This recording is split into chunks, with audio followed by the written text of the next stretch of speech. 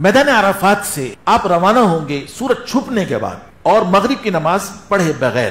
اب آپ مزدلفہ پہنچیں گے. وہاں پہنچنے کے بعد اب آپ سب سے پہلے وضو وغیرہ کر کے مغرب کی نماز اور عشاء کی نماز ملا کر پڑھیں گے. مزدلفہ کے اندر مغرب اور عشاء کی نماز عشاء کے وقت کے اندر پڑھنا ملا کر یہ واجب ہے. میدان عرفات کے اندر ظہر اور عصر کی نماز ظہر کے وقت میں پڑھنا یہ مستحب ہے، لیکن اس میں بہت شرطیں ہیں. لیکن مزدلفہ کے اندر جو نمازیں پڑھی جاتی ہیں مغرب اور عشاء کی، اس کے اندر ایک اذان دی جائے گی، ایک ہی تکبیر کہی جائے گی، اقامت ایک ہی ہوگی، جس کا طریقہ یہ ہوگا کہ سب سے پہلے مغرب کے فرض پڑھیں، اذان، پھر اس کے بعد اقامت کہی جائے، پھر مغرب کے فرض جماعت سے ادا فرمائیں، پھر عشاء کے فرض پڑھیں جماعت سے، اس کے بعد مغرب کی سنتیں، پھر عشاء کی سنتیں، پھر وتر پڑھیں. اس کے بعد اپنی ضروریات سے آپ فارغ ہو کر کچھ دیر آرام کر لیجیے. لیکن ساری رات سو کرنا گزاریے. مزدلفہ کی رات انتہائی قیمتی رات ہے. بعض روایات کے اندر اس کو یوں فرمایا کہ یہ شب قدر سے بھی افضل رات ہے.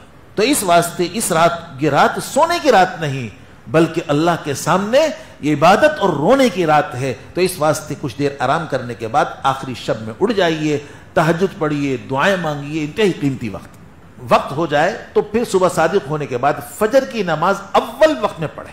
اس کے بعد آپ کو ایک ضروری کام کرنا ہے. بہت جلدی ہوگی، لوگ جا رہے ہوں گے، تقاضا ہوگا، لیکن خوب اچھی طرح سمجھ لیے کہ ایک کام آپ ضرور کریں گے اور اس کو کہتے ہیں وقوف مزدلفہ. وقوف تو کہتے ہیں ٹھہرنے کو. آپ وہاں ٹھہرے ہوئے تو ہو گیا، لیکن ایک سنت عمل، اس کا سنت طریقہ. تو اس کا سنت طریقہ یہ ہے کہ فجر کی نماز کے بعد قبلے کی طرف منہ کر کے کھڑے ہو جائیں، اللہ کی حمد و ثنا، تکبیر و تحلیل اور دعا کیجیے. یہ دعا کا انتہائی قیمتی وقت ہے. حدیث میں فرمایا حضور اکرم صلی اللہ علیہ وسلم نے بعض دعائیں اللہ کی بارگاہ میں نے میدان عرفات میں پیش کی، لیکن اس کی قبولیت کا کوئی وعدہ نہیں فرمایا گیا. جب وہی دعائیں مزدلفہ کے اندر اللہ کی بارگاہ میں فوراً قبول ہو گئی. تو اس واسطے انتہائی قیمتی وقت ہوتا ہے. تو اس وقت آپ کو 10 منٹ ملے، 15 منٹ ملے، تھوڑا وقت ملے، لیکن یہ عمل ضرور کر لیجیے.